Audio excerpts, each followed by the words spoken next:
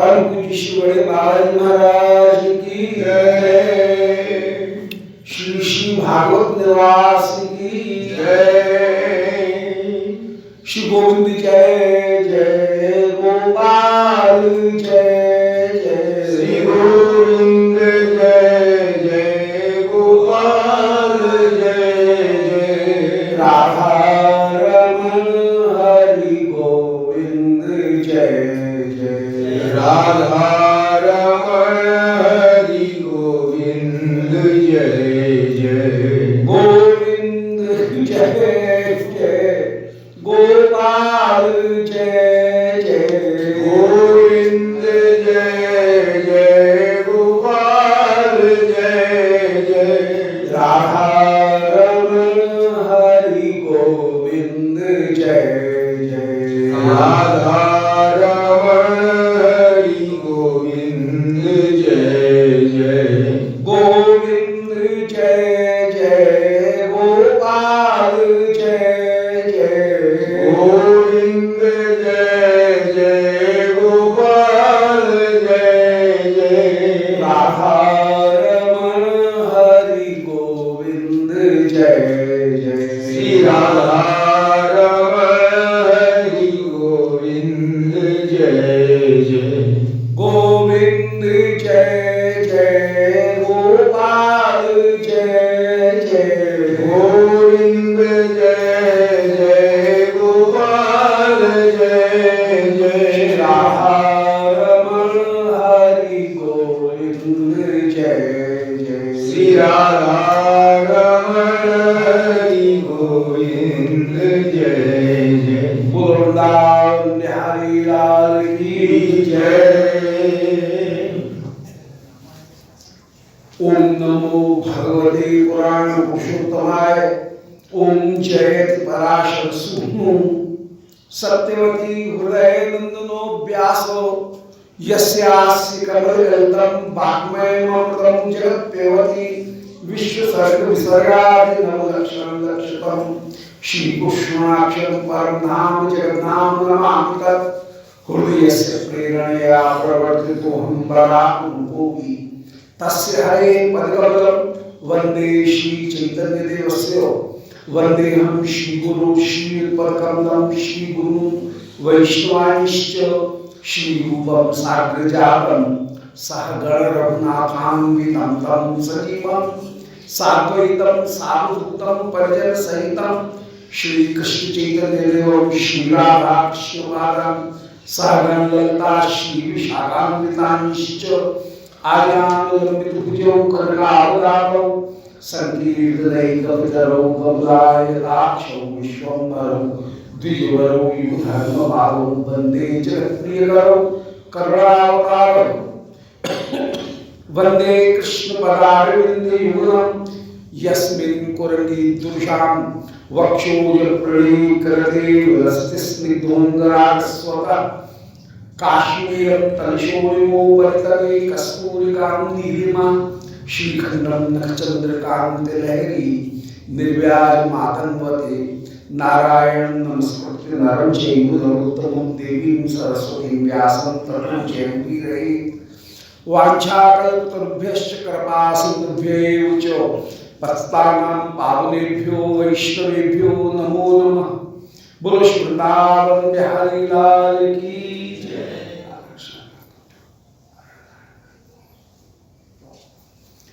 परम श्री पद्यावली संकलन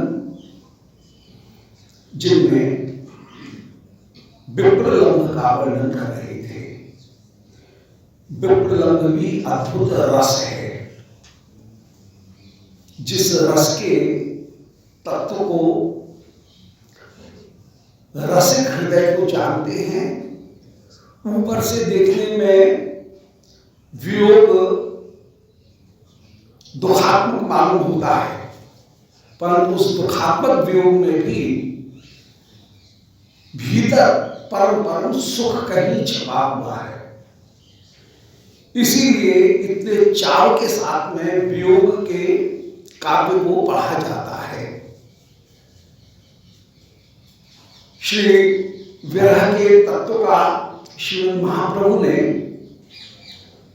चरितामृत में उनका वर्णन किया गया। श्री महाप्रभु ने इस विरह के रस का पर्याप्त मात्रा में आस्वादन लिया और इसके स्वरूप को यथा तथ्य रूप में तो वर्णन करना बड़ा कठिन है, परंतु उसके कुछ अनुभव और उसके संकेत के माध्यम से स्वरूप का निरूपण श्रीमद् महाप्रभु ने किया कि विषामृत एकत्र मिलन तत्तेक्षुरस चर्वण यह विरह है। जैसे विष और अमृत एक जगह मिला हो, ऊपर से देखने में विष है पर भीतर प्यारे का आस्वादन हो रहा है, इसलिए वो अमृत रूप है। जहां स्व पर तटस्थ भाव समाप्त होकर के आत्मा से प्रकाशित स्थायी भाव परिपाक को प्राप्त होता है, स्थायी भाव एक चमत्कार को प्राप्त होता है, ऐसे परिपाक और चमत्कार का नाम रस है। दोबारा कहते हैं, आत्मा से प्रकाशित स्थायी भाव जहां परिपाक को प्राप्त होकर के विभाव अनुभाव और संचारी भावों के द्वारा परिपाक को प्राप्त होगा, विशेष रूप से चमत्कार को प्राप्त होता है, उसका नाम रस है। यहां पर क्योंकि स्व पर तटस्थ इन तीन भावों की निवृत्ति हो जाती है, इसलिए विरह का स्वरूप भी आनंदात्मक हो जाता है। यदि किसी भाव के साथ में ये मेरा है, ये पराया है, ये तटस्थ भाव है और इस शरीर के साथ में जुड़ा हुआ स्व पर तटस्थ भाव जुड़ा रहे, तो वो सुख या दुख कहलाएगा। यदि इस शरीर के साथ में जुड़ा हुआ सुख और दुख है, तो वो सुख और दुख कहलाएगा। परंतु स्व पर तटस्थ इन तीन भावों से अलग होने पर यदि आवरण भंग होने पर आत्मा से प्रकाशित स्थायी भाव है और उसका आस्वादन किया जा रहा है, तो उसका नाम रस है। रस की स्थिति यही होती है कि उसमें जो साधक है, जो दर्शक है, सामाजिक है, वो सामाजिक उस काव्य को स्व पर तटस्थ भाव से व्यक्तिगत अपनी जो सीमाएं हैं, शरीर की सीमाएं, अपने परिवार की, अपने जीवन की सीमाएं, उनसे अलग हट करके वह व्यापक रूप में उनका दर्शन करता है। इसीलिए काव्य सबको प्रभावित करता है। यदि हम अपने शरीर के साथ में और शरीर से संबंधित अपनी परिस्थितियों के साथ में जुड़े रहेंगे और सुख दुख का अनुभव करेंगे, तो ऐसे सुख में यदि कोई बीच में बंटवारा करने के लिए आ जाएगा, तो हम तुरंत उसको दूर हटा देंगे कि एक मेरे सुख में तू कहां से आ गया, हट, दूर है। परंतु काव्य की स्थिति ये होती है कि उसमें सैकड़ों आदमी एक साथ एक ऑडिटोरियम में बैठ करके पिता और पुत्री भी किसी रस का आस्वादन लेते हैं, क्योंकि वे अपने शरीर के साथ में जुड़े हुए नहीं हैं। अपने शरीर के साथ में जुड़े रहेंगे तो स्वार्थ रहेगा, झगड़ा होगा, ये मेरा है, ये तेरा है, ये भाव होने पर कहीं जो इंटरेस्ट हैं उनमें क्लैश आएगा, उनमें कॉन्फ्लिक्ट हो जाएगा, उनमें आपस में झगड़ा हो जाएगा। परंतु जहां स्व पर तटस्थ भाव से मुक्त होकर के आत्मा का साक्षात्कार हो रहा है और आत्मा के साक्षात्कार से स्थायी भाव जो है वो अधिक चमत्कार को प्राप्त हो रहा है, तो ऐसी स्थिति में आत्मा का आनंद प्राप्त करने पर कहीं झगड़ा नहीं होता है और एक ही रस को अनेक आदमी एक साथ बैठ करके आस्वादन कर सकते हैं। तो विरह की स्थिति भी यही है कि विरह में स्वपर तटस्थ भाव दूर हो गए तो आत्मा आनंद रूप है, उस आनंद रूप आत्मा का आस्वादन प्राप्त हुआ। अब आत्मा का आनंद प्राप्त होने पर हो सकता है कि विरह का ऊपरी रूप दुखात्मक हो, उसमें आंसू आ रहे हो, उसमें दुख हो, उसमें तड़प हो, उसमें कोई व्यक्ति मूर्छित हो करके धरती के ऊपर गिर रहा हो, शरीर में असमर्थता हो, व्याकुलता हो, तो उसका रूप दुखात्मक हो सकता है, परंतु भीतर आत्मा का साक्षात्कार हो रहा है इसलिए वो सुखात्मक है। इसीलिए श्रीमद् महाप्रभु कह रहे हैं कि विष और अमृत एकत्र मिलन, विष और अमृत वहां एकत्र होकर के रहते हैं। तप्ते क्षुरश्चरण, जैसे गरम ईख के रस को कोई पी रहा हो, गरम गरम यदि ईख का रस पिया जाए उसका अलग स्वाद, एक और जीभ भी जल रही है, दूसरा स्वाद भी आ रहा है। चाय कॉफी गरम यदि हो तब तो स्वाद आएगा, और ठंडी हो जाए तो किस काम की, आधी ठंडी हो तो बिल्कुल काम की नहीं है, या तो ठंडी हो तो बिल्कुल कोल्ड कॉफी हो तो वो एक अलग बात है, वो उसकी भी अपनी गर्मी है, वो भी एक तरह की गर्मी है। परंतु उसमें यदि उष्णता नहीं है तो तप्ते इक्षुरश्चरण, गरम गरम ईख के रस को यदि कोई पिए तो स्वाद भी आए और साथ के साथ में जीभ भी जले, तो उसका बाहरी रूप दुखात्मक परंतु भीतरी रूप परम सुखात्मक होकर के विराजमान।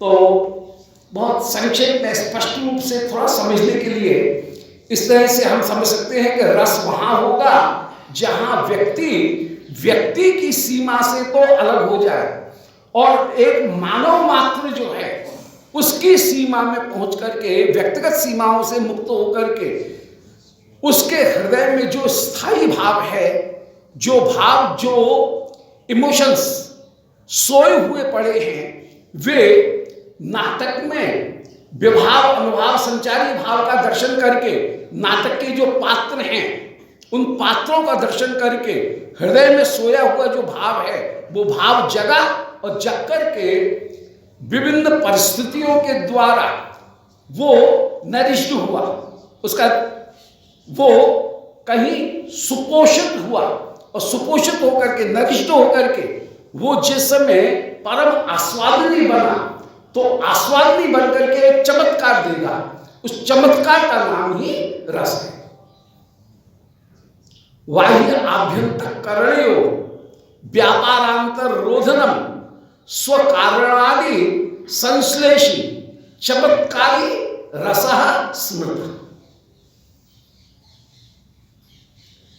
अलंकार कौस्तुभ में कवि कर्णपुर रस की परिभाषा दे रहे हैं कि बाह्य आभ्यंतर करणयो, व्यक्ति की व्यक्तिगत सीमाओं में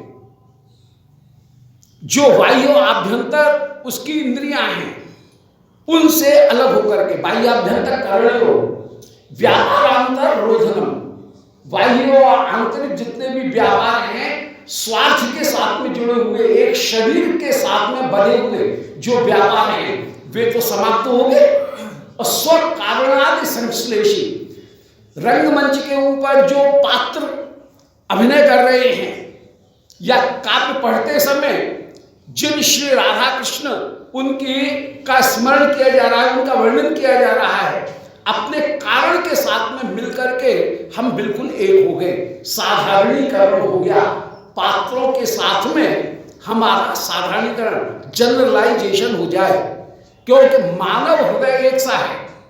ऐसी स्थिति में मूल पात्र जो नाटक में रंगमंच पर जो नट नटी हैं जो अभिनय कर रहे हैं या काव्य में जो जिनका वर्णन किया गया है, ऐसे उन पात्रों के साथ में हम अपने हृदय को एक कर लेते हैं, क्योंकि मानव मन एक है। मनोवृत्ति जो साइकोलॉजी है वो साइकोलॉजी एक है, मनोवृत्ति एक है। तो हमारे हृदय के भाव उस पात्र के भाव के साथ में मिलकर के एक हो गए। उसका नाम ये है साधारणीकरण। काव्य शास्त्र में उसको कहा गया साधारणीकरण, जनरलाइजेशन।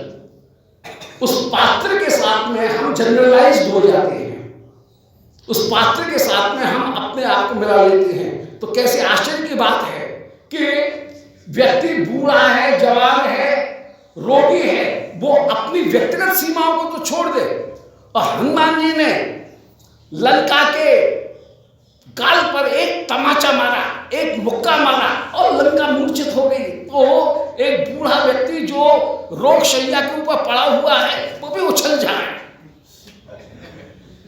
जिसमें इतनी सामर्थ्य नहीं है कि एक थैला लेकर के भी वो 2 सीढ़ी चढ़ने में ही हांफने लग जाता है। और वो व्यक्ति भी जिस समय सुनता है उस समय वो हनुमान जी के साथ में ऐसा साधारणीकरण कर लेता है, जनरलाइजेशन कर लेता है कि हनुमान जी उड़ करके चले तो वो भी उड़ करके चला जाए, जैसे उड़ा हो, हनुमान जी के साथ में मिल गया। इसका नाम है साधारणीकरण। तो व्यक्ति स्व पर तटस्थ इन भावों से तो मुक्त हुआ, और स्व पर तटस्थ भावों से मुक्त होकर के भाव सबके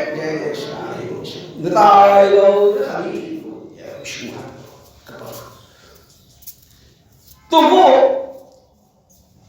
व्यक्ति उस पात्र के साथ में स्व पर तटस्थ भाव से तो बिल्कुल मुक्त हो गया और पात्र के साथ में मिलकर के एक हो गया।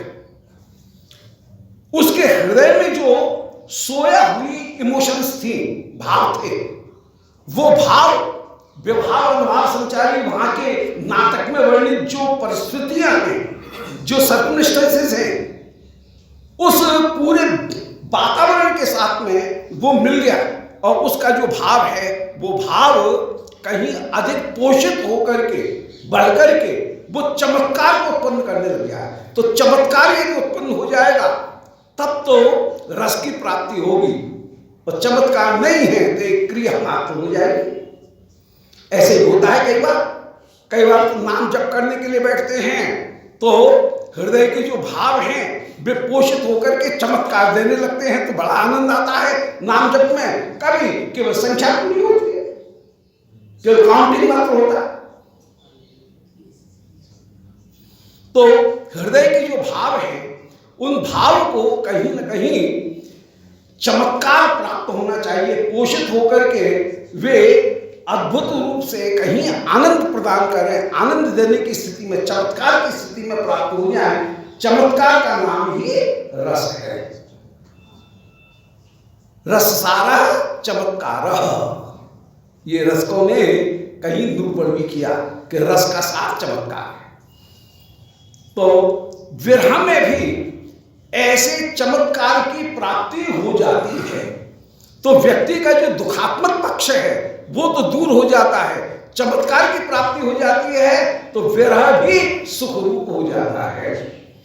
ये कहना चाह रहे हैं इस पूरे विवेचन का कि विरह का रूप भले दुखात्मक है, परंतु दुखात्मक होने पर भी विरह चमत्कार पूर्ण होने पर आनंद रूप बन जाता है। इसीलिए श्री महाप्रभु कह रहे हैं कि विष अमृत एकत्र मिलन तप्त इक्षु रस चरण। शिविरा भाव वह दुख और सुख इन दोनों का एकत्र मिलन है। भले उसका चमत्कार करने में दुखात्मक रूप एक सामने आ रहा है, परंतु व्यक्ति जब तक स्व पर तटस्थ इन सीमाओं में, लिमिटेशंस में रहेगा, हम कोई भी काम करते हैं कहीं न कहीं अपनी सीमा में रहते हैं, हमको सुख मिले, ये भाव स्वार्थ का कहीं नहीं रहता है। परंतु इस सीमा से दूर होकर के कि ये स्वार्थ मेरा है कि किसी दूसरे का है। इस स्वार्थ से मुक्त होकर के जब हमारे हृदय का भाव आत्मा से प्रकाशित होकर के एक चमत्कार देने लगे, तो आत्मा को जहां चमत्कार की प्राप्ति होती है उस चमत्कार का नाम ही रस है। अतः बाह्य आभ्यंतर करणीयो व्यापारांतर रोधनम स्वकारणादि विश्लेषी संश्लेषी, अपने कारण जिसके कारण वो हृदय में भाव जगा है उन श्री राधा कृष्ण का दर्शन करके उनके भावों के साथ में हम जुड़ जाए, उस स्थिति का नाम है चमत्कार, उस स्थिति का नाम है रस। चमत्कार का नाम ही रस है। हमारे मन की एक विशेषता है कि मन पात्रों के साथ में जुड़ जाता है और पात्रों के साथ में जुड़ करके अनुभव वो करता है जो हमारा मूल भाव है। उस मूल भाव के साथ में कवि ने जिस दृष्टि से कोई वस्तु को वर्णन किया, तत्वतः हम कवि के साथ में मेल करते हैं। हमारे हृदय का जो साधारणीकरण होता है वो कवि के मूल भाव के साथ में होता है। जैसे कोई विलेन किसी नायिका को, किसी महिला को परेशान कर रहा है। अब देखिए एक दूसरी तरह का दृष्टांत दे रहे हैं, परेशान कर रहा है। उस समय यदि हीरो आता है और हीरो आकर के उस विलेन को एक पंच मारता है और यदि विलेन गिर जाता है तो मन में बड़ा संतोष होता है, अच्छा किया, ऐसा ही होना चाहिए, एक और लगा, ये हृदय में भाव आ जाता है। तो हम अपने आप को कहीं मिलाते हैं किसके साथ में? हर एक पात्र के साथ में नहीं मिलाते, हर एक पात्र के साथ में मिलते रहते हैं, परंतु हमारा मूलतः हृदय जो साधारणीकरण करता है, जनरलाइजेशन करता है मनोविज्ञान की दृष्टि से, वह कवि के साथ में करता है। भजन की अवस्था में भी हमारा हृदय श्रीमद् गुरुदेव ने कृपा करके जो भाव हमको दिया है, हमारा जो स्थायी भाव है, उस स्थायी भाव के साथ में ही हमारा साधारणीकरण होता है। हम यदि मंजरी हैं तो श्री प्रिया जी को जैसे सुख मिले, युगल को जैसे सुख मिले, इस दृष्टि से सोचेंगे। यदि हम वात्सल्य रस की उपासना कर रहे हैं तो श्री यशोदा जी को जैसे सुख मिले, उस तरह से हम सोचेंगे। सखा हैं तो श्री सोवल को जैसे सुख मिले, सोवल के भाव के साथ में हम अपने भाव को मिलाएंगे। और सोवल का यदि कोई अनुकूल है तो उस भाव के साथ में हमको आनंद, सोवल का यदि कोई प्रतिकूल है तो वहां पर हमको कहीं झगड़ा हो जाएगा, अच्छा नहीं लगेगा। तो कवि के मूल भाव के साथ में ही हमारा साधारणीकरण होता है। साधारणीकरण जहां भी होता है उसके लिए एक समस्या आई कि साधारणीकरण किसके साथ में होता है? हमारे भाव का जनरलाइजेशन हम किसके साथ में कर सकते हैं? 4 आदमी आ सकते हैं, 3 आदमी आ सकते हैं। पहला आदमी है मूल दुष्यंत शकुंतला, परंतु उन दुष्यंत शकुंतला के साथ में हमारा साधारणीकरण नहीं है। दुष्यंत शकुंतला को देखें तो दुष्यंत शकुंतला में तो केवल पैशन है, उनमें रस नहीं है। वे अपने शरीर की सीमाओं में बंधे हुए हैं और स्वार्थ के कारण वे प्रेम कर रहे हैं, और वे तो स्वार्थ में डूबे हुए हैं। इसलिए मूल अनुकार्य जिसका हम अंकन करेंगे, इमिटेशन जिनका किया जा रहा है, इमिटेटेड जो व्यक्ति है उसके साथ में हमारा साधारणीकरण नहीं। वो इतिहास का जो पात्र है, वो इतिहास का पात्र तो कहीं पैशन में अपने हृदय के वासनाओं में डूबा हुआ है। क्रोध, हिंसा, जो भी वासनाएं हैं उन वासनाओं में डूबा हुआ है, उसको रस नहीं है। वो तो केवल फीलिंग्स, जो इमोशंस हैं उनको वो भोग रहा है, उसमें रस नहीं है, क्योंकि वह अभी स्व पर तटस्थ भेद से मुक्त नहीं है। स्व पर तटस्थ भेद से मुक्त होगा तो रस का अनुभव करेगा, वो तो केवल इमोशंस का अनुभव कर रहा है। अब दूसरा पात्र आता है रंगमंच पर जो नट नटी है, काव्य शास्त्र कहता है कि उस रंगमंच के नट नटी के साथ में भी हमारा तत्वतः साधारणीकरण नहीं है, क्योंकि जो नट नटी है वे तो केवल कवि ने जैसा बताया है उसके अनुसार अभिनय कर रहे हैं। उनमें इतनी स्किल है, उनकी अपनी इतनी कुशलता है कि उस कुशलता के कारण पात्र के में जैसा वर्णन किया गया, नाटक में जैसा वर्णन किया गया है, उन भावों को वो प्रकट कर रहे हैं। तो ये तो उनकी एक शिल्प मात्र है। उनके साथ में भी तत्वतः हम पूरी तरह से वे मुख्य वे एक साधन मात्र हैं, उनके साथ में हमारा कोई भी भावात्मक संबंध नहीं है। हम उनको जानते भी नहीं है वे कौन है। वो जो पात्र हैं वे तो केवल अभिनय मात्र, केवल भूमिका मात्र अपनी निभा रहे हैं, अपना रोल मात्र वे निभा रहे हैं। इसलिए जो रंगमंच के ऊपर पात्र हैं वे भी तत्वतः उनके साथ में भी साधारणीकरण नहीं है। रंगमंच के पात्र तो वो ही बोल रहे हैं जो स्क्रिप्ट में लिखा हुआ है। तो स्क्रिप्ट के साथ में हम कहीं साधारणीकरण करेंगे। स्क्रिप्ट में भी हमारा जो भाव है वो भाव स्क्रिप्ट में कवि ने जिस दृष्टि से लिखा है उस दृष्टि से हम उस काव्य का अनुभव करेंगे।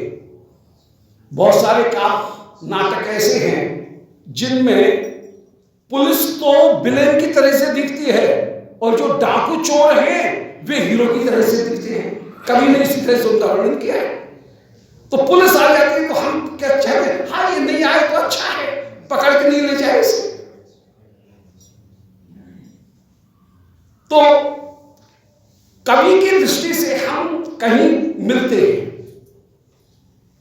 बहुत सारे नाटक ऐसे हैं जिनमें रावण को तो बनाया गया हीरो और श्री राम को कहीं खलनायक के रूप में भी प्रस्तुत कर दिया।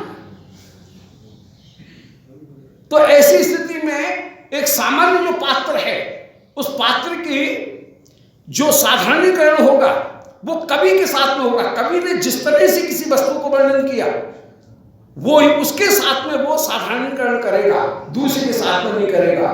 हम लोगों का सौभाग्य है कि श्रीमद् गुरुदेव की कृपा से हमको जो भाव दिया गया है उस भाव के साथ में हम साधारणीकरण करेंगे। उससे विपरीत यदि कोई भाव आता है तो उसके साथ में हम साधारणीकरण नहीं करेंगे। तो कुल मिलाकर के बात ये हुई कि अनुकार्य उनके साथ में साधारणीकरण नहीं होता। जो रंगमंच का पात्र है उस नटनटी के साथ में भी साधारणीकरण नहीं होता। काव्य में वर्णित जो पात्र है उस पात्र का अपना जो व्यक्तित्व रहा है उसके साथ में भी साधारणीकरण नहीं होता है। मूलतः साधारणीकरण होता है कवि के साथ में। और भक्ति के मार्ग में यदि हम कहेंगे तो श्रीमद् गुरुदेव ने हमको जो भाव दिया है उसके अनुसार ही हम साधारणीकरण करेंगे। यदि हम श्री राधिका की मंजरी हैं तो चंद्रावली जी आएंगे तो चंद्रावली जी हमको उनके साथ में साधारणीकरण नहीं होगा, उनके साथ में हमारी सहानुभूति नहीं होगी। सहानुभूति अपनी सखी के साथ में ही, अपनी युद्धेश्वरी के साथ में ही होगी। तो जो हीरो या बहन जो कुछ भी होंगे वो उसका जो निर्धारण होगा वो अपने मूल भाव के साथ में होगा। श्री गुरुदेव ने कृपा करके जो भाव दिया, श्रीमद् महाप्रभु ने यदि हमको अनर्पित चरी भाव दिया है उस अनर्पित चरी भाव के साथ में हमारा साधारणीकरण होगा। और वो साधारणीकरण होगा उस समय में हम अपने स्व पर तटस्थ भाव से एकदम मुक्त हो जाएंगे। और स्व पर तटस्थ भाव से जब मुक्त होंगे तो ऐसी स्थिति में विरह ऊपर से देखने में भले दुखात्मक दिख रहा है पर उस विरह में भी स्व पर मुक्त होने पर जब आत्मा अपना प्रकाशन करेगी और स्वपर भाव से मुक्त हो जाएगी, शरीर की जो सीमाएं हैं उन लिमिटेशन से मुक्त हो जाएगी तो आनंद की प्राप्ति हो जाएगी। इसलिए विरह में भी आनंद की प्राप्ति हो जाएगी। जो टर्निंग पॉइंट है वो ये है कि स्वपर भाव से मुक्त होना। व्यक्तिगत शरीर की जो सीमाएं हैं, शरीर की जो रिक्वायरमेंट्स हैं, शरीर का जो इंटरेस्ट है, उससे मुक्त होकर के हम आत्मा के इंटरेस्ट से जुड़ जाएं। आत्मा के साथ में जब जुड़ जाएंगे तो रस की प्रतीति हो जाएगी। इसलिए विरह भी आनंदात्मक है, दुख आनंदात्मक नहीं है। दुख को प्राप्त करना कोई नहीं चाहता, परंतु यदि विरह आनंदात्मक नहीं होता और स्वपर तटस्थ भाव से मुक्त होकर के सच्चित आनंद आत्मा के आनंद रूप को यदि विरह उजागर नहीं करता तो विरह काव्य को कोई भी पढ़ता भी नहीं।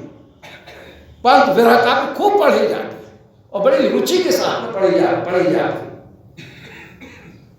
क्योंकि उसमें आत्मा का आनंद रूपता का साक्षात्कार, आत्मा के स्वरूप का साक्षात्कार कहीं हो जाता है। इसलिए विरह काव्य को बहुत आनंद के साथ में पढ़ा गया और उसी प्रयोग में, इसी विवेचन में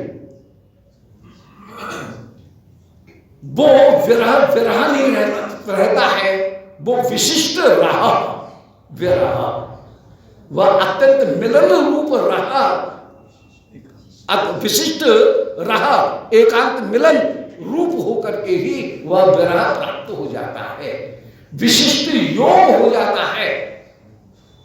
उस उपास्य के साथ में पूरी तरह से हम मिल जाते हैं, विशिष्ट योग की प्राप्ति हो जाती है।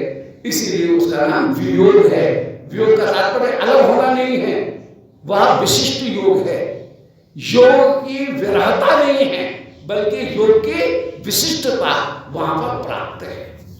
इसलिए रसकों से यदि कोई पूछे तो कबीरदास यही कहते हैं कि बिरहा बिरहा मत कहो, बिरहा है सुल्तान। विरह सबसे ज्यादा प्रिय है, वो सुल्तान होकर के विराजमान है। विरहा बिरहा मत कहो, बिरहा है सुल्तान। रसिकजन कहते हैं कि संगम विरह विकल्पे वर में विरह न संगमस्तस्य एक सैव मिलने सकलम भुवनम तन्मय विरह। कि संयोग वियोग में यदि हमारे श्री स्वामी जी से पूछा जाए कि आप किसको पसंद करते हो, संयोग बड़ा है कि वियोग बड़ा, तो किशोरी जी बिना संकोच के उत्तर देती है कि वियोग बड़ा है, संयोग बड़ा नहीं। क्योंकि मिलन में प्यारा एक रहता है, परंतु वियोग में संपूर्ण जगत कृष्ण में दिखता है। तो वहां पर कृष्ण के केवल माधुर्य का ही प्रकाशन नहीं, माधुर्य ऐसा है कण कण में प्यारे व्याप्त दिखते हैं, जबकि मिलन में प्यारे एक रहते हैं, कण कण में व्याप्त नहीं दिखते हैं, विरह में कण कण में व्याप्त दिखते हैं। इसलिए आस्वादन विरह में कहीं अधिक है, मिलन में उतना आस्वादन नहीं। फिर विरह में एक दूसरी बात कि विरह में प्यारे के ऐश्वर्य माधुर्य दोनों का प्रकाशन है, जबकि मिलन में केवल माधुर्य मात्र का ही प्रकाशन है। इसलिए विरह बड़ा होकर के विराजमान है और उस विरह का विशेष रूप से आस्वादन यहां पर कर रही हैं। अब वियोग भी कह रही हैं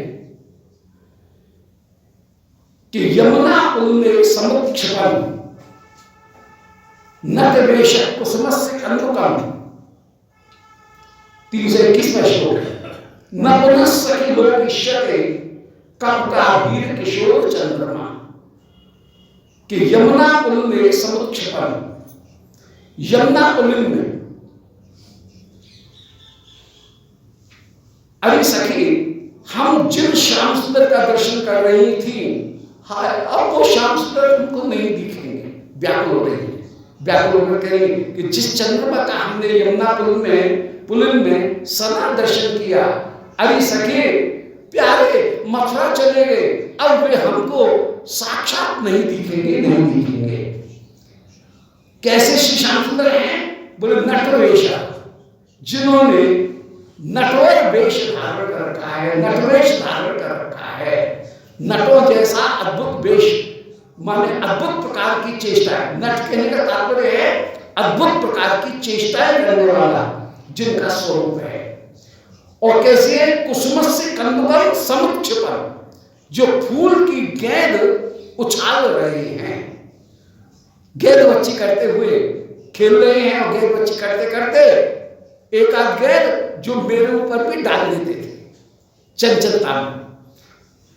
तो यमुना पुल में नटवेशधारी फूल की कंदुक को मेरे ऊपर उछालते हुए या सखाओं के बीच में उछालते हुए जो विराजमान है, विशेष रूप से होली के अवसर पर जिन्होंने कंधे के ऊपर पुष्प धनुष धारण कर रखा है, कंधे दूसरे कंधे के ऊपर जिन्होंने पिचकारी धारण कर रखी है, तरकस में जिन्होंने फूल की गेंदें भर रखी हैं, कमर में फेंट में जिन्होंने एक और एक गुलाल, दूसरी फेंट में दूसरी गुलाल, बीच में फेंट में जिन्होंने बड़ी सुंदर रंग की कमोरी कस रखी है, सिर के ऊपर बड़ा सुंदर बड़ा सा ढाटा जिन्होंने पगड़ी बांध रखी है, ढाटा बांध रखा है, और कमर पीठ के ऊपर बड़ी सुंदर ढाल जिनने ले रखी है, क्योंकि जब लठामार होली होगी तो वही ढाल बचाएगी। सो पीठ पर ढाल धारण करके बड़ा सुंदर घेरदार जो बागा है, श्वेत कमर कस करके घेरदार बागा, उसको धारण करके हाथ में पिचकारी लेकर के हो ऐसे बोलते हुए होली है, आज तो हम खेलेंगे, आज तो हम खेलेंगे, भागलते फागुन आयो है, ऐसा विचार करते हुए जो हल्ला मचाते हुए जहां जा रहे हैं, तो वो जो वेश है वो वेश कुसुमस्य कंदुका समुच्छिपम, फूल की गेंद को उछालते हुए जो होली खेलने के लिए चले आ रहे हैं। अरे सखी, वो श्याम सुंदर का रूप अब हमको दुर्लभ हो गया। श्याम सुंदर मथुरा जा रहे हैं। न पुर सखी लोकेश्वरे कपटाभीर किशोर चंद्रमा, कपट आभीर किशोर, झूठ जो सर्वदा छल करते हुए ही विराजमान, क्योंकि वृंदावन की विशेष रूप से गौड़ियाओं की जो लीला, उसमें बस झूठी झूठ छली छल। प्रियालाल कभी सीधे सीधे बात करेंगे नहीं, छल में ही यहाँ पर परम परम चमत्कार है। तो ये रस की उपासना है वो है ही ऐसी जिसमें छल ही छल विराजमान है। चतुर 64 कला और तदप भोरी, फिर भी भोरी है श्री किशोर जी, सारी कलाएं विराजमान है पर अत्यंत भोरी, ये रस की विशेषता है। तो वे कपट करने वाले आभीर किशोर चंद्रमा वे श्याम सुंदर अभी सके अब हमको नहीं दिखेंगे। या पश्यन्ति प्रिया स्वयं धन्यास्ता सखियोषिता अस्माकं तु गते कृष्णे गता निद्रा वैरिणी। अब कोई युद्धेश्वरी अपनी सखी से कह रही हैं कि या पश्यन्ति प्रियम स्वप्ने, श्री कृष्ण विरह में सब सखी बैठ गई, आपस में बैठ रही है, स्वपक्ष प्रतिपक्ष भी मिल रही है। चंद्रावली की युद्ध की सखी पद्मा कह रही है, बोले अरे सखी, हमारी सखी को तो बड़ा कष्ट है, बड़े कठिन से जब हम उसको सुलाते हैं तब जाकर के हम तो यही चाहते हैं किसी तरह से सखी चंद्रावली सो जाए तो कम से कम स्वप्न में वह श्याम सुंदर का दर्शन कर लेती है, और उस समय स्वप्न में ही दर्शन प्राप्त करके वो अपने आप को धन्य मानती है। श्री ललिता जी तुरंत उत्तर देती हुई कह रही हैं, बोले अरे सखी, वे लोग परम परम धन्य हैं जो स्वप्न में दर्शन तो कर लेती हैं, हमारी सखी राधिका के लिए तो नींद भी बैरन बन रही है। यहाँ पे नींद नहीं जाती, विश्व को भी जाती हैं, श्याम सुंदर का दर्शन को भी कर लेती हैं, हमारी सखी तो दर्शन भी नहीं कर पाती है। क्योंकि नींद ही नहीं आती है। तो यह पश्यंत प्रियम स्वप्ने, जो गोपिकाएं स्वप्न में श्याम सुंदर का दर्शन करती हैं, धन्यास्ता सखी योषिता, अरे सखी वे स्त्रियां परम परम धन्य हैं जो श्याम सुंदर का दर्शन कर लेती हैं। अस्माकं तो गते कृष्णे गता निद्रा पे वैरिणी, श्री कृष्ण जिस समय चले जाते हैं उस समय हमारे लिए नींद भी बैरी हो जाती है। कृष्ण के चले जाने पर नींद भी साथ में चली जाती है। तो जो स्वप्न में श्याम सुंदर का दर्शन करती हैं वे धन्य हैं। अरे सखी कृष्ण के चले जाने पर हमारी तो नींद भी चली गई है, वो भी बैरिन हो गई। नींद आए तो स्वप्न की संभावना रहती है, नींद के बिना स्वप्न कैसे आए। इसलिए स्वप्न में जो दर्शन करती हैं वे भी परम परम धन्य हैं। ये सखी गणों की एक बहुत बड़ी विशेषता है कि सखी गण अपने निज सुख से स्वपर तटस्थ भाव से बिल्कुल अलग होकर के अपनी यूथेश्वरी में ही पूरी तरह से चित्त को लगा देती हैं। और यूथेश्वरी का जो लीलागत स्वपर तटस्थ भाव है, उस लीलागत स्वपर तटस्थ भाव को वे अपने आप धारण कर लेती हैं। व्यक्तिगत जो स्वपर तटस्थ भाव है उससे मुक्त हो जाती हैं। ऐसी स्थिति में उनके हृदय में स्थित जो स्थायी भाव है वो स्थायी भाव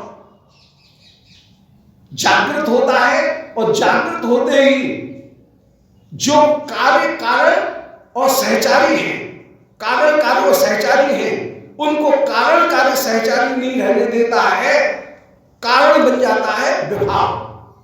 व्यावहारिक जीवन में हमारे सुख दुख का कोई कारण होता है, परंतु काव्य में वो ही स्थायी भाव के कारण जब होता है तो वो कारण नहीं रहेगा, उसको हम विभाव कहेंगे। वो विभावन व्यापार को प्राप्त कर लेता है, वो विभाव बन जाता है।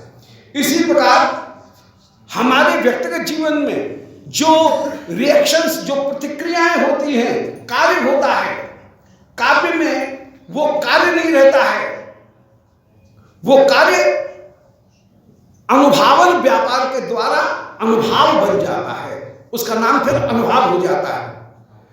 यहां पर कोई भाव हमारे भाव को प्रोत्साहित करने वाला होता है, ट्रांजिस्ट करने वाला होता है, परंतु वो वहां पर ट्रांजिस्टर नहीं रहता है, पोषित करने वाला नहीं रहता है, बल्कि वह कहीं सहयोगी नहीं रहता है, बल्कि वह संचारी बन जाता है। तो लोक में जो कारण कार्य और सहयोगी होते हैं, काव्य में वे कारण काव्य सहयोगी नहीं रहते हैं, क्योंकि स्वपर तटस्थ भाव से मुक्त हो जाते हैं, और स्वपर तटस्थ भाव से मुक्त होने पर उनका नाम ही विभाव, अनुभाव और संचारी भाव बन जाता है। उन विभाव, अनुभाव और संचारी भाव से जो स्थायी भाव है वह अधिक चमत्कार पूर्ण होकर के जैसे ही आता है, उस चमत्कार का नाम ही रस है। तो यहां पर सखी उसी चमत्कार का आस्वादन कर रही है। शिवप्रिया जी की बात अलग है, वहां पर तो प्राकृतता है ही नहीं, वहां पर तो सर्वदा चिन्मय होकर के ही विराजमान है, विभु होकर के विराजमान है। अतः विभुता के कारण हम लोक में तो ये कह सकते हैं कि दुष्यंत शकुंतला में तो स्थायी भाव नहीं है, रस नहीं है, परंतु श्री राधा कृष्ण में परम रस है, वे तो रसरूप ही है, क्योंकि वहां पर माया का स्पर्श है ही नहीं। इसलिए लोक में जो अनुकार्य है वो रस की स्थिति नहीं, रंगमंच पर जो नटनटी हैं उनमें भी रस की स्थिति नहीं, काव्य में जो रस वर्णन किया गया उसमें भी रस की स्थिति नहीं है। रस की स्थिति है मूलतः कवि में, उस कवि के हृदय के भाव के साथ में हम अपने आप का साधारणीकरण करते हुए विराजमान होते हैं। यहां पर भी सखीगण रसस्वरूप श्री प्रियालाल उनके साथ में ही पूरी तरह से आत्मसात करके अपने आप को विराजमान कर रही है, और कह रही है कि आप समय बीत गया, जब श्री श्याम सुंदर का हम दर्शन करती थी, वो कपट आभीर किशोर चंद्रमा अब दूर चला गया है। अरे सखी, वे परम परम धन्य हैं जो स्वप्न में कृष्ण का दर्शन कर लेती हैं। हमारी सखी के लिए तो निद्रा भी बैरिणी बन गई है और वो पास में नहीं आ रही है, नींद भी पास में नहीं आ रही है।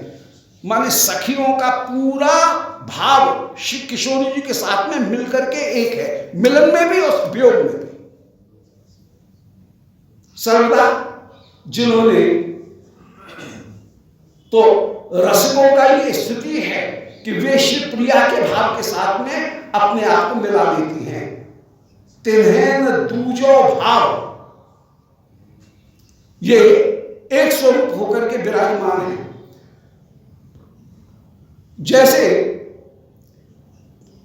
जीव ईश मिल दोय, नाम रूप गुण परे हरे, रसिक कहावे सोय, जो जल घोरे सरकरा। श्री दुर्दास जी की एक उक्ति है, वहां पर कह रहे हैं कि जीव माने साधक का हृदय और ईश उपास्य दोनों मिलकर के एक हो जाएं। हम अपने भाव को जहां उपास्य के भाव के साथ में मिला करके एक कर दें। उपास्य के साथ में मिलाने का तरीका है, पहले कवि के साथ में मिलाएं या श्री गुरुदेव के साथ में मिले, और गुरुदेव ने जो भाव दिया है उस भाव के द्वारा पात्र से मिलते हुए मूल पात्र के साथ में मिलकर के एक हो जाएं। काव्य के माध्यम से मूल जो पात्र हैं श्री लीला बिहारी, उनकी लीला में एक होकर के विराजमान हो। जीव ईश मिल दो, जीव माने साधक का प्राण और ईश्वर उपास्य, ये दोनों एक होकर के, वो ज्ञानियों वाला जीव ईश्वर नहीं है। जीव माने साधक के अपने प्राण, वो ईश्वर के साथ में मिलकर के नाम रूप गुण पर है, ये मेरा है ये तेरा है, ये भाव जहां पर त्याग कर दे, रसिक कहा, उसका नाम रसिक है। रसिक की परिभाषा दी, वो रसिक कैसे हैं? जो जल घोरे शर्करा, जैसे जल के भीतर शर्करा को घोल लिया गया तो एक हो गई, शर्करा अब अलग नहीं रही, उसकी मिठास जल के साथ में मिल गई। ऐसे ही जीव के साथ में ही श्री किशोरी जी के भाव मिलकर के एक हो जाते हैं, और जो किशोरी जी के भाव हैं वही भाव सखी अनुभव करती हैं। सखी और किशोरी जो अलग अलग नहीं रहती हैं, दोनों एक स्वरूप का अनुभव करती हैं।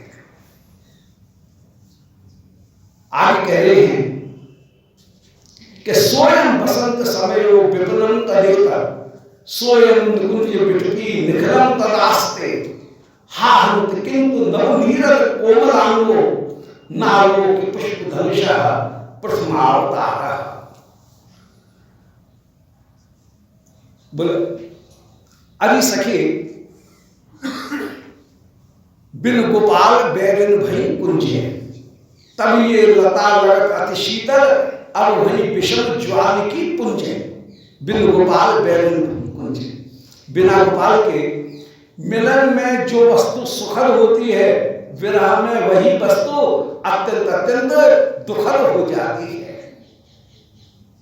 तो अरे सखी, स्वयं बसंत समय, या वही बसंत का समय भी आ गया, बसंत की ऋतु भी है। विपुलम तदेत, ये वृंदा विपिन भी वैसा ही है जैसे पहला था, वृंदा विपिन भी वैसा ही है, बसंत का समय भी वही है, वृंदा विपिन भी वही है। स्वयं निकुंज बिटकी, निकुंज की ये वृक्षों की पंक्ति भी बिल्कुल वैसी ही है। निखिलम तदास्ते, सब बिल्कुल वैसे की वैसे हैं, परंतु हाहंत, बड़े दुख की बात है कि नवनीलत कोमलांग, नए बादल के समान कोमल अंग वाला, नारो के पुष्प धनुषा प्रथमावतारा, मैंने अब पुष्प धनुषा कामदेव के प्रथम अवतार, कामदेव के साक्षात स्वरूप वृक्ष के कामदेव उन श्री श्याम सुंदर का दर्शन ही कर रही हूं। कामदेव के प्रथम अवतार कहने का तात्पर्य है, ये कवि में कवि की भाषा में ये बात कही गई है सिद्धांत में बात नहीं कह रहे हैं। सामान्य आदमी से पूछो सबसे ज्यादा सुंदर कौन है, फिर वो ये कहे कि पेटिया कामदेव जो है वो सबसे ज्यादा सुंदर माना जाता है, कहीं कामदेव को ही सबसे ज्यादा सुंदर मानते। तो ये कहने के लिए केवल कह दिया, सिद्धांत में नहीं है। सिद्धांत में श्री श्याम सुंदर सर्वोत्तम होंगे। तो कामदेव के प्रथम अवतार अर्थात जिस कामदेव को परम सुखात्मक माना गया, उस कामदेव के प्रथम अवतार वे अर्थात सर्वोत्तम स्वरूप वे श्री श्याम सुंदर का मैं दर्शन नहीं कर रही हूं। सोयम बसंत समय, ये बसंत का वही समय है। विपिन तदेतर, वही शिवृंदा विपिन है। स्वयं निकुंज विटपी, निकुंज की वृक्षों की पंक्ति वो भी यही है। निखिलंत रास्ते सब कुछ वैसा ही है, परंतु एक श्याम सुंदर के बिना ये सब मुझे फीके लगते हैं। हा हंत किंतु नवनीरज कोमलांग, नए नीरज माने बादल, उनके समान जिनका अंग परम कोमल है। ये नील शब्द बड़ा महत्वपूर्ण है। इसमें दा लगा दो तो अर्थ हो जाएगा बादल, जा लगा दो तो अर्थ हो जाएगा कमल, धी लगा दो तो अर्थ हो जाएगा समुद्र। नीरधि माने समुद्र, नीरद माने बादल, नीर को द माने दान करने वाला, अधि माने आश्रय, आश्रय है तो समुद्र हो गया, अधि लगा दिया तो दा लगा दिया तो दान करने वाला माने बादल हो गया, और ज माने जल से उत्पन्न होने वाला तो अर्थ हो जाएगा कमल। तो नील शब्द वाची जितने भी शब्द हैं जलवाची, उनमें दा लगाने से अर्थ हो जाता है बादल। पयोद, नीरद, जलद,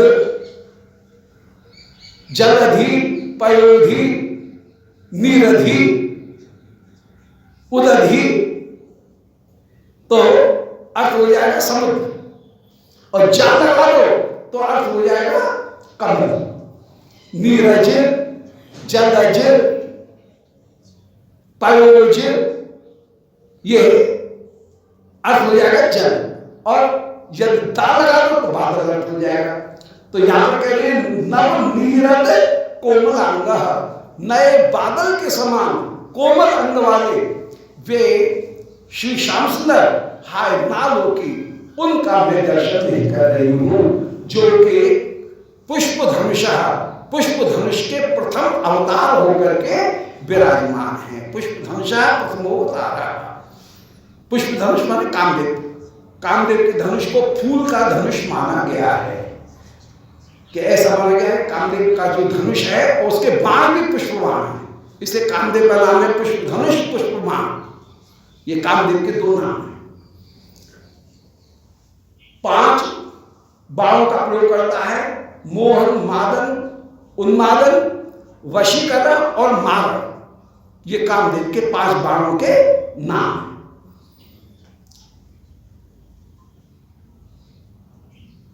शीर्ष, मुकुल, सरसिज, नीलकमल, ये कहीं पुष्प उसके, ये 5 पुष्प जो हैं वो उसके कहीं पुष्प बाण माने गए। अब आगे कह रहे युगायतम निर्विशेष, श्री महाप्रभु के श्लोक हैं, श्री भागवत का श्लोक है कि युगायतम निर्विशेष चक्षुषा प्राप्तशायतम शून्यायतम जगत सर्वम श्री कृष्ण विरहिणी में। विरहिणी श्री किशोरी जी कह रही हैं कि अरे सखी,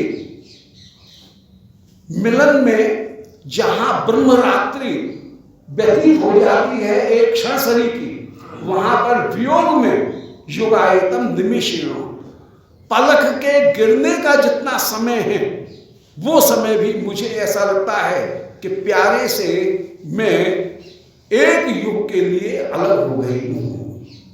और इसमें भी किशोरी जी अपूर्व आनंद की प्राप्ति करती हैं, क्योंकि ताप क्लेश आनंद उसका अपूर्व अनुभव करती हैं।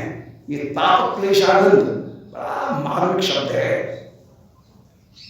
श्री पुष्टि मार्ग में जो ब्रह्म संबंध मंत्र है, दीक्षा मंत्र, उसमें एक शब्द का प्रयोग हुआ ताप क्लेशानंद। सहस्त्र सहस्त्र वर्षों से ताप क्लेशानंद मुझ में तृणभूत हो गया। इस जीव कृष्ण के ताप क्लेश आनंद को जीव अनुभव नहीं करा। आज मैं कृष्ण से अलग हो गया हूं, ये ताप नहीं है।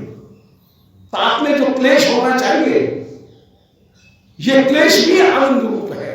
हाय मैं कृष्ण से अलग हो गया, ये ताप क्लेश कैसा ऑक्सीमोरन है, विरोधाभास है पूरा। एक और क्लेश और दूसरी ओर आनंद, क्लेश भी आनंद हो जाता है यहां पर। तो श्री कृष्ण का ताप क्लेश मुझे प्राप्त हो रहा है। कृष्ण का वियोग के कारण जो ताप क्लेश है, वो ताप क्लेश हाय मुझे अनुभव नहीं हो रहा है, एक क्षण के लिए भी अनुभव नहीं होता है। हाय मैं कृष्ण से क्यों दूर हूं, ये ताप क्लेश हमको अनुभव नहीं है। और ये ताप क्लेश भी आनंद रूप है।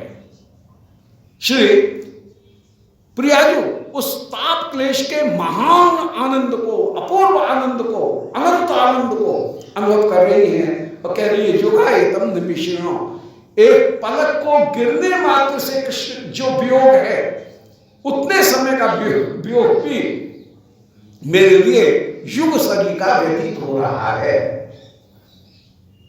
चक्षुषा प्राप्तशायितम, नेत्रों से निरंतर निरंतर प्राप्तशायितम, वर्षा जैसी हो रही है। प्राप्त कहती है वर्षा, वर्षा ऋतु।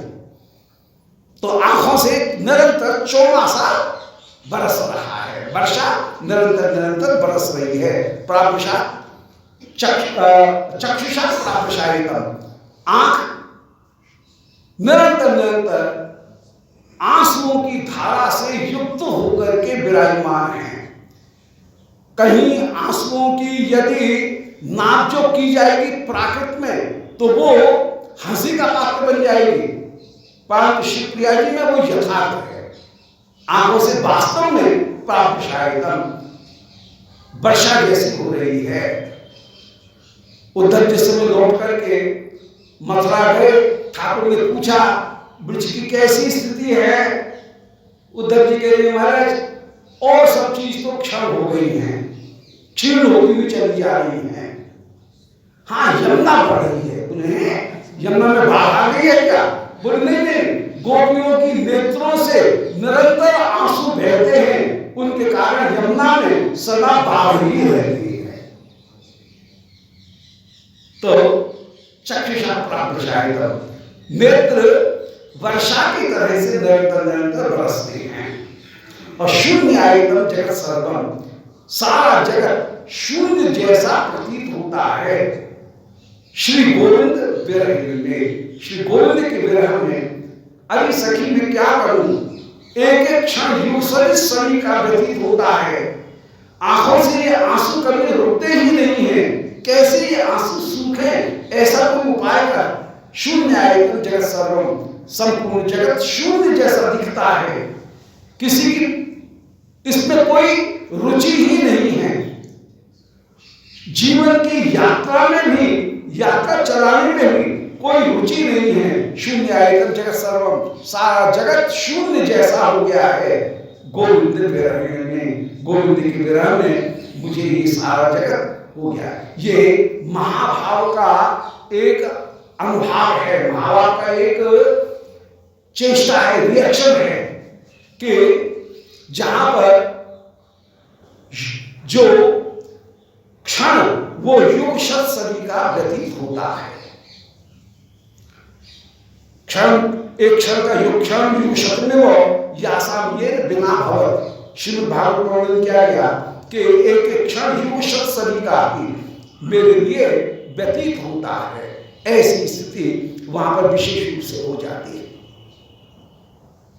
क्षण तो ये महाभाव के कल्पक्षणत्वम खिंदत्वम तत्सौक्षेप्यात्शंकया मोहाद्य भावे आत्मादि सर्व विस्मरण तथा इत्यादि भावस्यु। महाभाव के लक्षण निरूपण किए गए कि जहां पर एक एक क्षण युग शस्त्री का व्यतीत हो जाए तो शून्य जगत सर्वम, यहां पर सारा जगत शून्य जैसा दिख रहा है। तो शून्य युगायतम निमिषेण, निमिष जो बात है वो जहां पर युग सदी का व्यतीत होता है, पलक का झपकना वो भी युगों जैसा व्यतीत होता है। चक्षुषा प्राविशायतम, नेत्र जो है उनसे निरंतर वर्षा होती है। शून्यायतन जगत सर्वम, संपूर्ण जगत शून्य जैसा दिखता है श्री गोविंद के विरह में। यहां पर जो व्याकरण की दृष्टि से नाम धातुओं का प्रयोग किया गया है, जो नाउन है उसको ही वर्ग बना लिया गया है, ये एक विशेषता है। युगायतम, युग जैसा आचरण हो रहा है। ऐसे प्रावशायतम, वर्षा ऋतु जैसा आचरण कर रहे हैं, आंखें वर्षा ऋतु जैसा आचरण करती हैं। संपूर्ण जगत शून्य जैसा आचरण करता है। शून्यायतम जगत सर्वम, श्री कृष्ण विरह में, श्री कृष्ण के विरह में ऐसी मेरी दशा होती हुई चली जा रही है।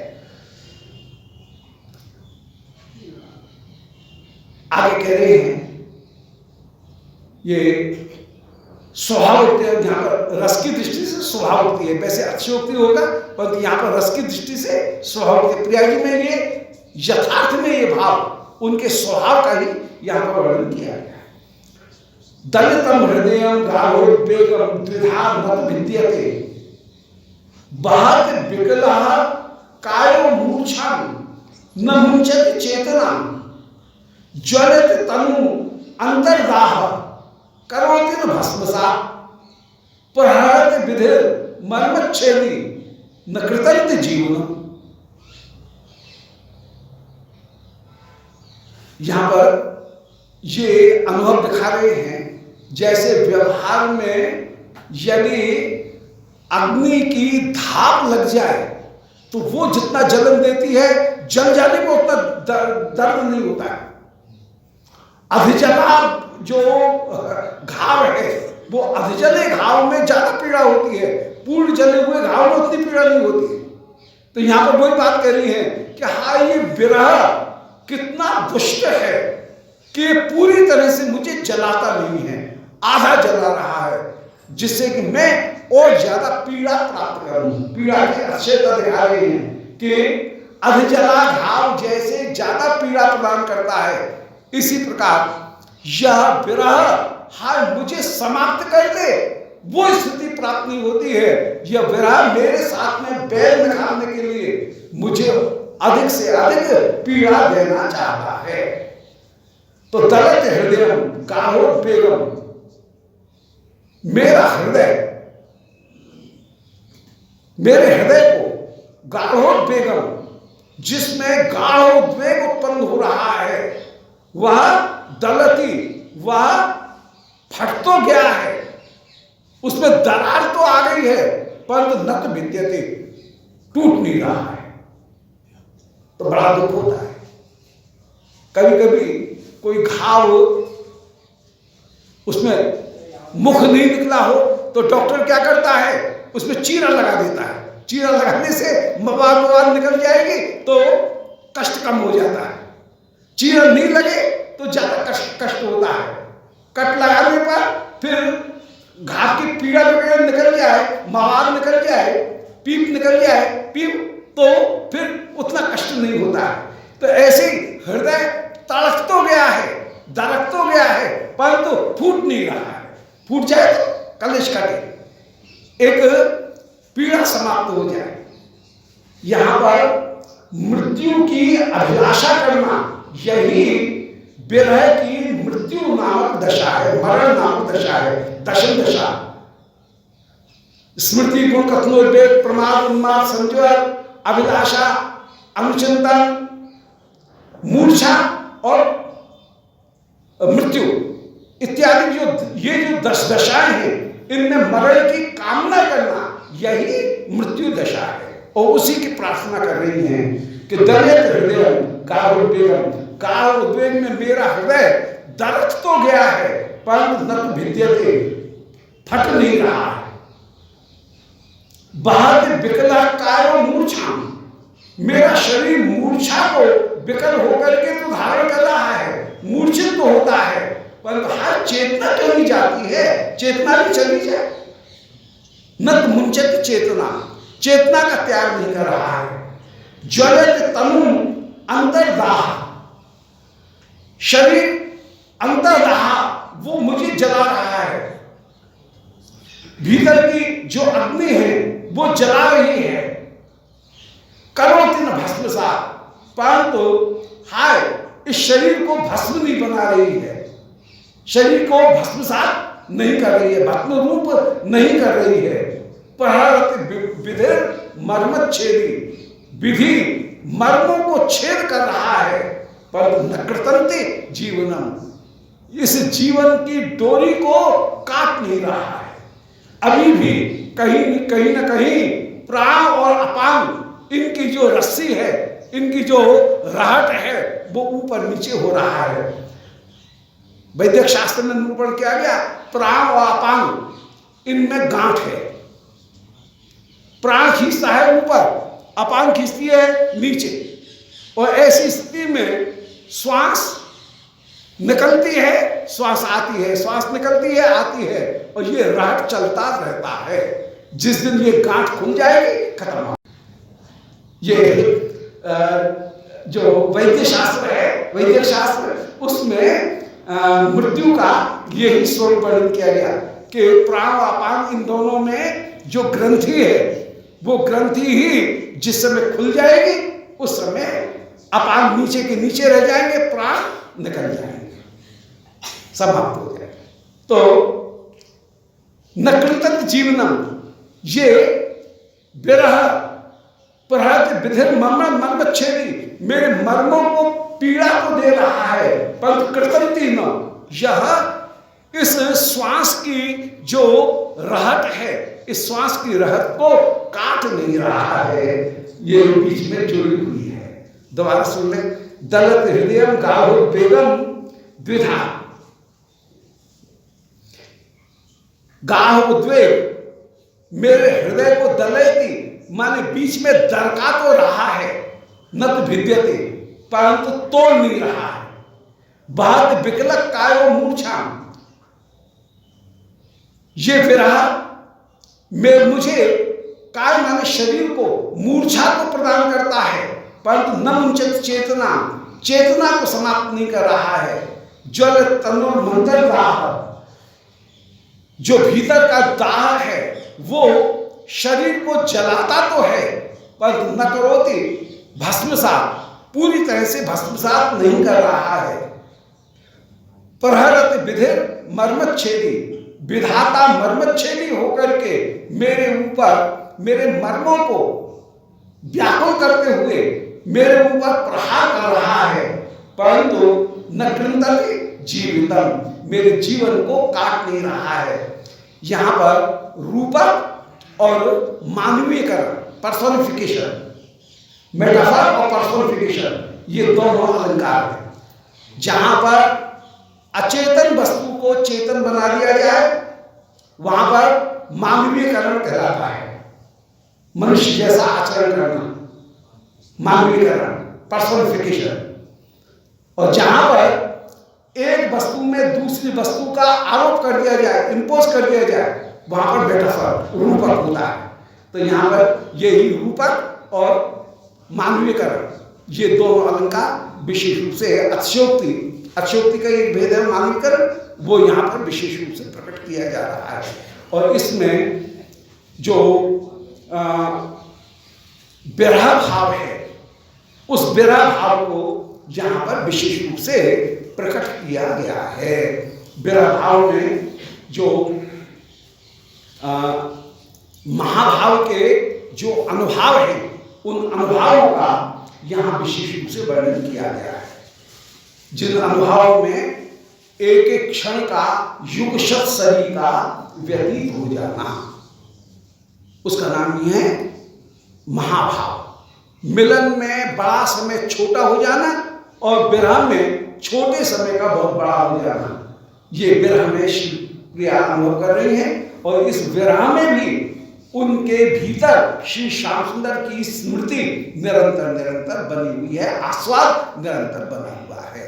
बोलो श्री वृंदावन बिहारी लाल गोविंद जय जय गोपाल जय जय गोविंद